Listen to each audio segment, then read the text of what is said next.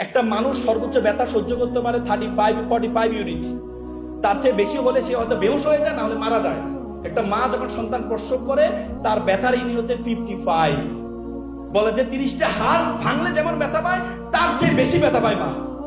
আর সেই মাকে আমরা আনস্মার্ট বলি, সেই মাকে আমরা পছন্দ করি না। একটা বাবা ছেলে ঘুড়ি উড়াচ্ছিল, ছেলে বাবাকে বললো, আচ্ছা বাবা ঘুড়ি কিসের কারণে উঠছে? বাবা বললো ঘুড়ি উঠছে সুতার কারণে। ছেলে বললো, বাবা আমি দেখি সুতা ঘুড়িকে টানছে আর তুমি বলো সুতার কারণে উঠছে। তখন বাবা তাকে বোঝানোর জন্য সুতাটা ছেড়ে দিয়েছিল। পরবর্তী দেখা যায় কিছুক্ষণ লাফঝাপ করার পর ঘুড়িটা নিচে পড়ে যায়।